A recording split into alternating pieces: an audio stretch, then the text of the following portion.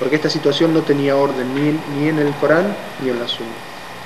Otro ejemplo que podemos citar de Ijma es el Adán del Yuma. Como nosotros sabemos y vemos, en muchas mezquitas se hacen 2 adanes, ¿no es cierto?, el día del Yuma. La Sunna en la época del profeta sallallahu alaihi wasallam era hacer un solo Adán. Y así fue también durante la época de Abu Bakr y la época de Omar. En la época del califa Uthman, cuando la ciudad de Medina se había agrandado mucho y este primer Adán no se escuchaba, ¿no es cierto?, no llegaba sobre todo a la zona del mercado, el califa Uthman ordenó que se hiciera otro Adán, ¿no es cierto?, en la mitad, en el medio del mercado, para llamar a la gente también a la oración, ¿no es cierto? Evidentemente la utilidad de este Adán, el día de hoy con los micrófonos que hacen llegar el sonido del Adán a todos lados, con los parlantes, ya no es necesario, ¿no es cierto? Y lo mejor sería volver a la sunna del profeta sallallahu alaihi wasallam de hacer un solo Adán. Pero de todas maneras todos los sahabas que escucharon ese Adán lo aceptaron, y eso demuestra que estaban todos de acuerdo en que se hiciera, ¿no es cierto? Y eso demuestra que también era un consenso de todos los sahabas que se hiciera de esa manera. Podemos citar también en la actualidad, ¿no es cierto? O sea, de qué manera, por ejemplo, se podría dar una situación de ijma. En los años que yo estuve viviendo en Arabia Saudí, existió un personaje que aparece en los dibujitos que se llama Pokémon, ¿no es cierto? Que según se enteraron los sabios allí, tiene como que le atribuyen determinados atributos divinos, ¿no es cierto?, a él y todos los personajes que están con él, y también es como que de alguna manera negaban la existencia de una divinidad mayor y que todas esas criaturas tenían divididas los atributos divinos. Entonces los sabios consideraron que, o sea, permitir la entrada de ese material, ya sea de los dibujitos o de toda la propaganda o los muñecos, de todo eso, era muy peligroso para los niños o los chicos musulmanes, para la educación mental. Entonces consideraron que era algo haram, ¿no es cierto? Y se lo hicieron saber a los gobernantes para que los gobernantes prohibieran la entrada y la venta de todos esos productos, ¿no es cierto? Y todos los sabios estuvieron de acuerdo. Ese es un ejemplo actual, ¿no es cierto?, de lo que puede ser el ijma o el consenso de los sabios.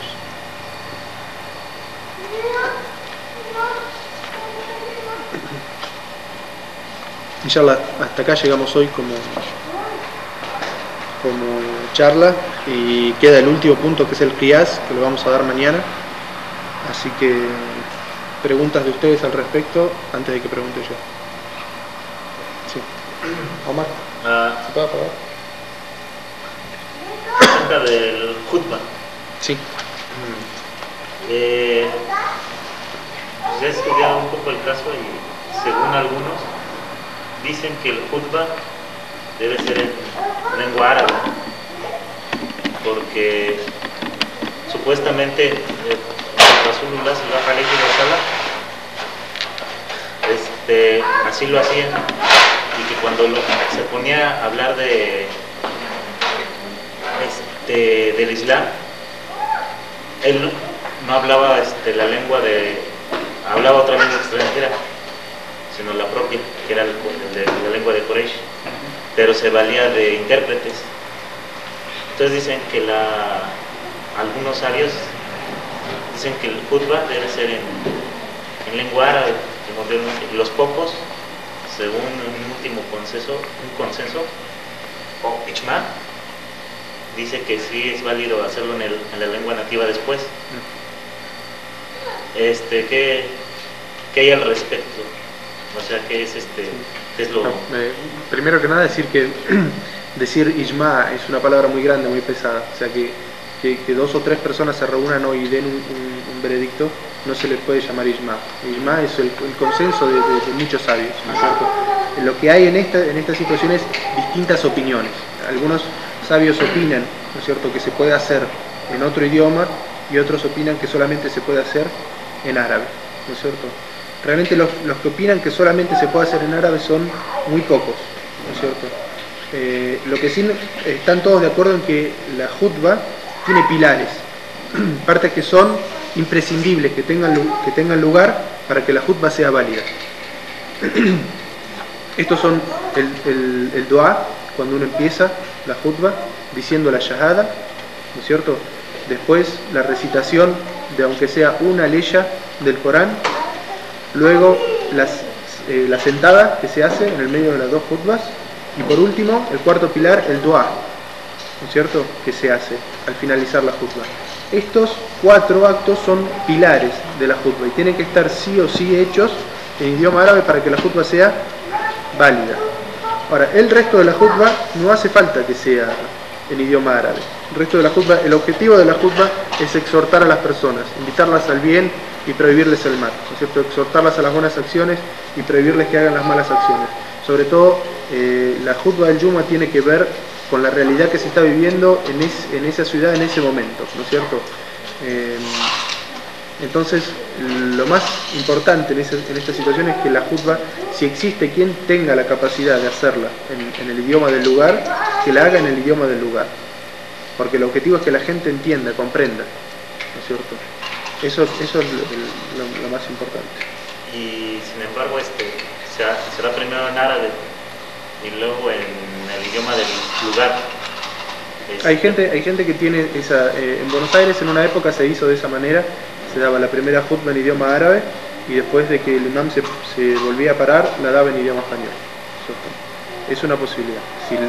Si la gente que está escuchando la jutba, la mitad es árabe y entiende árabe y la otra mitad solo entiende español, es una posibilidad. Si no, lo que pasó en Buenos Aires es que la gente que entendía la mitad se aburría durante la segunda, ¿no es cierto? Y los que solo entienden español durante la primera parte en árabe no entienden nada.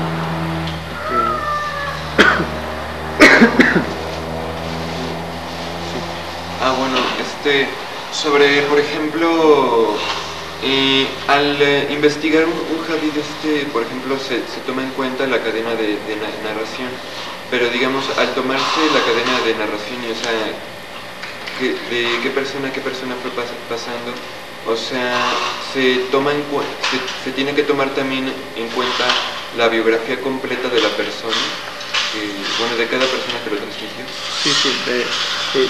Nosotros vamos a estudiar después otra ciencia que se llama Mustalah al-Hadith, ¿no es cierto?, que es la ciencia sobre estudiar la autenticidad de las narraciones proféticas, ¿no?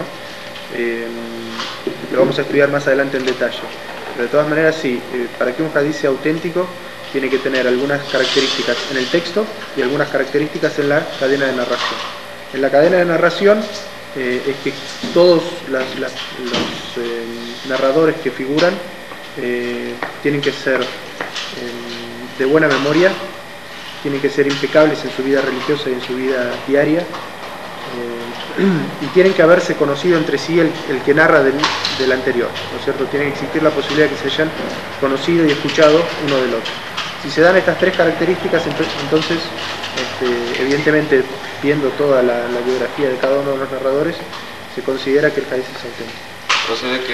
O sea que pueden existir hasta tomos así enormes de biografías. Biografías, por supuesto. Sí. Se llama, la ciencia que estudia se llama Ilm al-Rijal, ¿no es cierto? Que, o sea, la mayoría de los sabios, como mencioné anteriormente, Bukhari, Muslim, Tirmidhi, todos esos que compilaron la Sunna, antes de empezar a compilar la Sunna, escribieron todas estas biografías para saber de qué narradores ellos iban a tomar las narraciones, ¿no es cierto? Sí, por supuesto, existen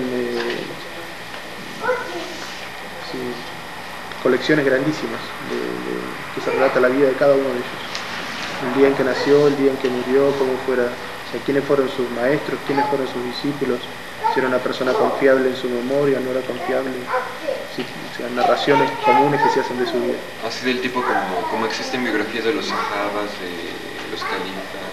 Sí, quizás no tan extensas, porque lo importante de estas personas es saber cuándo nacieron, cuándo murieron y si fueron confiables en su vida, ¿no es cierto? Y si tenían buena memoria. Esos son los datos que más nos interesan a la hora de